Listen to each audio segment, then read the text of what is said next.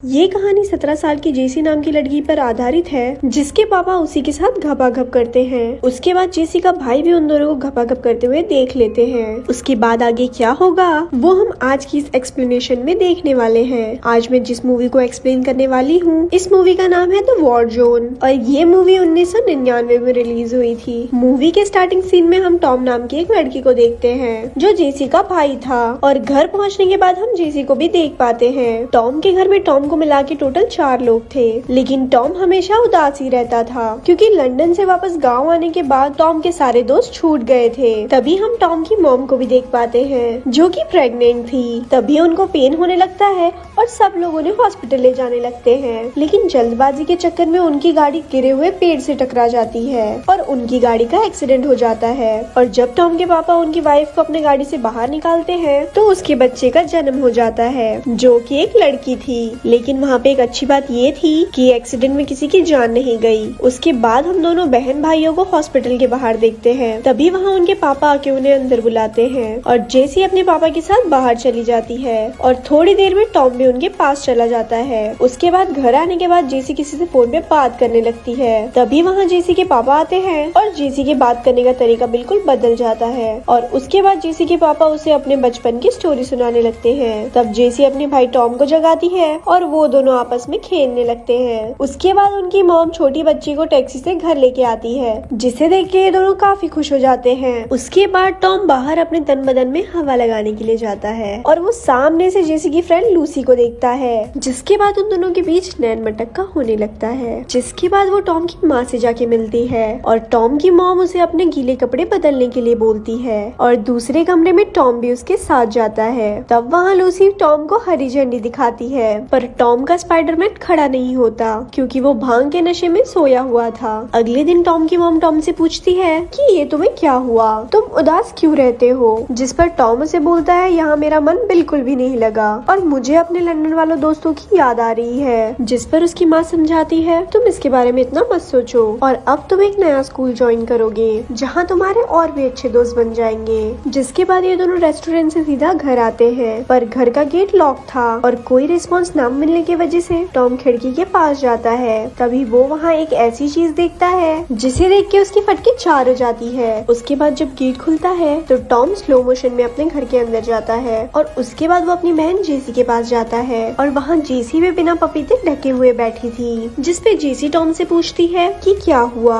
जिसपे टॉम बोलता है मैंने तुम्हें पापा के साथ कुत्ता डांस करते हुए देखा। जिस पर जेसी सफाई देती है और बोलती है ऐसा कुछ भी नहीं है, मैं बस नहा रही थी और वहाँ अचानक से पापा आ गए। जिसपे टॉम उसे बोलता है मैंने सच में कुछ और ही देखा था। उसके बाद हम सब लोगों को एक पब में देखते हैं जहाँ जेसी सबके सामने उठ के अपने बॉयफ्रेंड निक के पास चली जाती है। तब वहाँ टॉम भी आ जाता है और टॉम को पता चलता है ये दोनों साथ में बीच पर जाने वाले हैं। तब टॉम उसे भी अपने साथ ले जाने के लिए बोलता है और उसके बाद दोनों भाई बहन अपने मॉम डैड से परमिशन लेते हैं और जाते समय टॉम के पापा टॉम से बोलते हैं कि अपनी बहन का ध्यान रखना। उसके बाद वो तीनों जंगल में जाके जंगली सुअर की तरह आग जला के फैल जाते हैं। तब जैसी टॉम से बोलती है कि तुम यहीं बैठो और हम दोनों घूम के आ रहे हैं। भला आधी रात को जंगल में कौन सी घूमने की जगह होती है। उसकी बाद पूरी रात टॉम इनका वेट करता है और ये दोनों नहीं आते। नेक्स्ट मॉर्निंग निक ये दोनों भाई बहन को घर छोड़ने जाता है, जिस पर टॉम जेसी से पूछता है कि तुम पूरी रात कहाँ थी और तुमने मुझसे झूठ क्यों बोला और तुम पापा और निक दोनों के साथ घपाघप कर रही हो। ये कहने के बाद दोनों भाई बहन में लड़ाई हो जाती है, क्या तुम पागल हो। जिसके बाद दोनों मगरमच्छ की तरह लड़ने लगते हैं। घर पहुंचने के बाद जेसी के पापा उस पे बहुत ज्यादा गुस्सा करते हैं और वो उससे बोलते हैं कि तुम्हें रात में ही घर वापस आ जाना चाहिए था। वो टॉम को बोलते हैं कि तू अपने कमरे में जा। जिसके बाद वो जेसी के गाल पे नाखून का निशान देखते हैं और दोनों में धै बटाबट लड़ाई होने लगती है। तभी वहाँ जेसी की माँ आके जेसी को बचाती है और अपने हस्बैंड को कमरे में ले जाती है। अगले दिन जेसी अकेले बीच के पास जाती है और अपने लाइफ के बारे में सोचने लगती है और वो सोचती है कि आखिर लाइफ क्या है।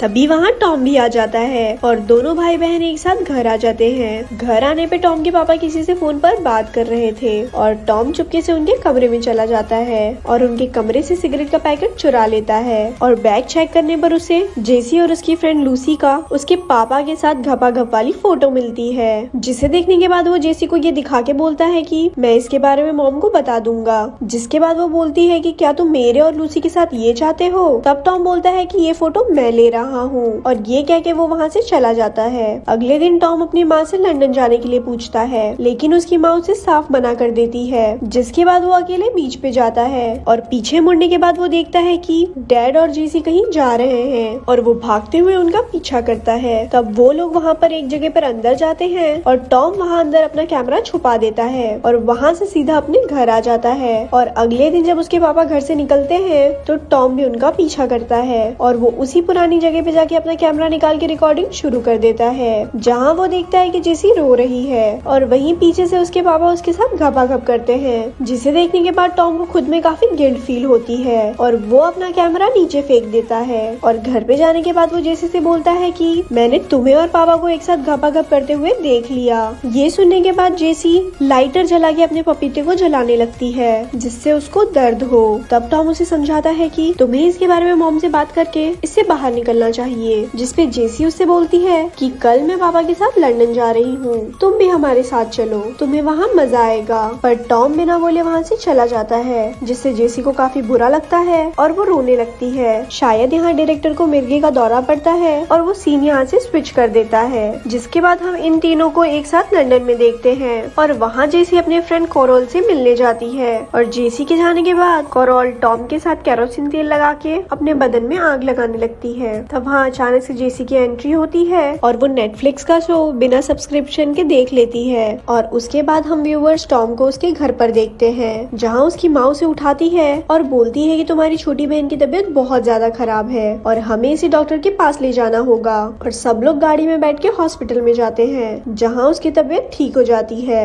और टॉम के डैड दोनों भाई बहन को वापस घर जाने को बोलते हैं। उसके बाद कार में जेसी रोने लगती है क्योंकि वो अब अपनी ऐसी तैसी नहीं करवाना चाहती थी। उसके बाद टॉम वापस से हॉस्पिटल में जाके अपने माँ से बोलता है कि इस बच्चे को डैड से दूर रखना, वो सही इंसान नहीं है। उसके बाद टॉम के घर पहुँचने के बाद उसके डैड उससे पूछते हैं कि तुमने अपनी मॉम को क्या कहा, जिस पर टॉम बोलता है कि मैंने जेसी और आपको एक साथ घपाघप करते हुए देख लिया। और इस बात पे उसके पापा उसे कुत्ते की तरह मारने लगते हैं और हॉस्पिटल अपनी वाइफ को मनाने के लिए जाते हैं। जिसके बाद जेसी टॉम से पूछती है कि तुम्हें लगी तो नहीं, और दोनों भाई बहन एक साथ सो जाते हैं। रात में टॉम के पापा आके अपने कमरे में जाके बैठ जाते हैं और टॉम किचन से एक चाकू लेके उनके पास जाता है। तभी वहाँ जेसी भी पहुँचती है, जिसपे टॉम के पापा टॉम से बोलते हैं कि तेरा दिमाग खराब हो गया है और जिस कहानी की तू बात कर रहा है वो कहानी तूने अपने मन से बनाई है। जिस पर जेसी कंफर्म करती है कि ये बात सच है, पर उनके डैड का एटीट्यूड खत्म ही नहीं हो रहा था। जिस पर टॉम उन्हें चाकू मार के वहाँ से जाने लगता है। उसके बाद हम टॉम को उसी बीच वाले खंडर में देखते हैं, जहाँ जेसी पहुँचती है और वहाँ का दरवाजा बंद कर देती है और ये मूवी यहाँ खत्म हो जाती है।